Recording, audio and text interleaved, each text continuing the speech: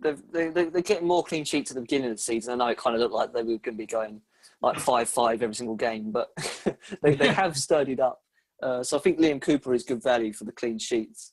Dallas is one, obviously, like I've said loads of times, that you have no idea where he's going to play in the starting 11 each week. He could be a centre mid, he could be a striker, or he could be a fullback. So I think at 4.5, having Dallas in your team as a guy, and I've been saying this all season, just a bit of a no-brainer, just have him lurking around. Nice. And then just to wrap it up, any final ones for you? Bamford. I hate saying it, but Yeah. You like Bamford though, don't you? Yeah, true. 6.1, getting those goals and flying up. Slightly annoying because we predicted he wouldn't do well, but fair play. Like to be proven wrong when it's a positive. One place I don't like to be proven wrong is in Liverpool's demise as a Man United fan.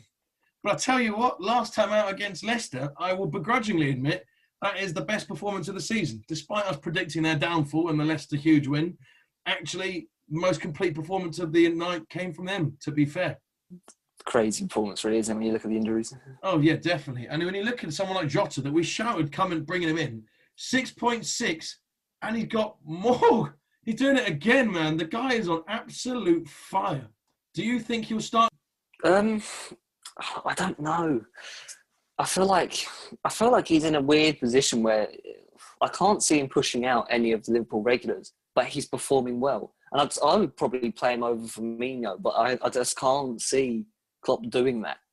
So I feel like he can play as well as he likes, but I don't think he's going to be pushing anyone out until they maybe get sold or injured or leave.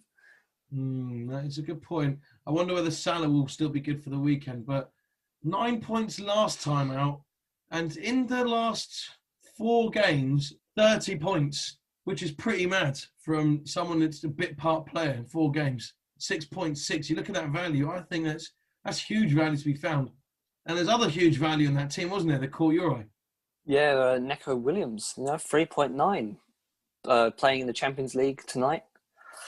I feel like at 3.9, it's an absolute, again, a bit like a Dallas, and another no-brainer, yeah. Yeah, really it's a must-have, really. For a player that's playing. I agree with that, absolutely. And one that I will say is, former United boy, can he do damage against Liverpool for you? Your man? No. You never know, he proved everyone wrong before. Thanks for that. I think that nicely sums up that we think Liverpool are going to do Brighton, but there we are. Might as well talk about United Saints whilst we're at it then. And I think... Yeah, I don't like this fixture for you guys, especially against Saints. But Saints, again, they're a bit of an enigma, They're like, you never know what Saints is turning up. Sometimes I watch them and they're technically on it and look like they could be a top 6 side, but then sometimes they just look a bit half-arsed and they end up scrapping for like a 1-1 draw against Burnley or something like that. So, how cheeky from the club that the one day they made it to the top of the league, they actually printed T-shirts out for that. But anyway. I think it says more about the club, the lack of top-level experience they've had. Oh, dear. But no, I agree with you. I don't like this game for United. It's always a tough one. And I think it's another one where styles make fights. And if you press us really well and in the right areas on our kind of back line, if you press us high up the pitch and in the right areas, we struggle to play out from the back. We're quite robotic in the patterns that we use. I think Saints will pounce from there, and I can actually, unfortunately, see them getting something out of this one. My only caveat to that is that it looks like young Marcus is hitting form at the right time, and him and Bruno are linking well. And actually, even Cavani knocking on Martial's door seems to have woken him up a little bit. So I'm enjoying that. If I'm going to recommend any United player, obviously it's going to be Bruno.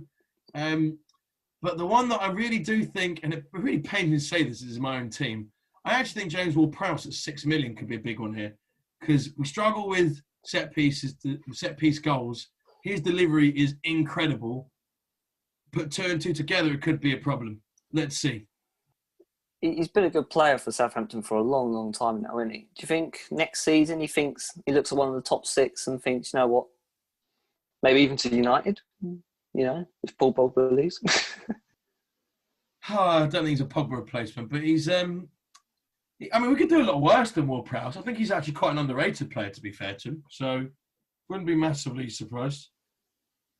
We have now beasted through those fixtures, the big five, which I'm quite happy with, I have to say.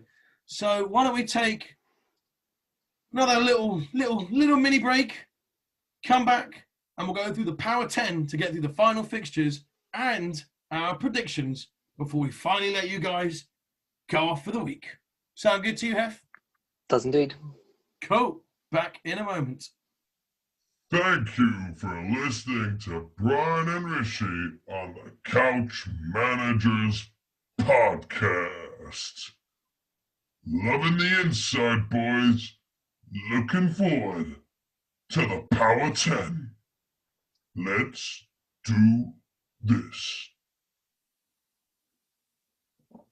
All right, so we're back for the almost final part of the show, just for our predictions.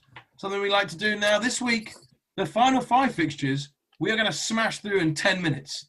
And we're going to do this literally with a timer. So,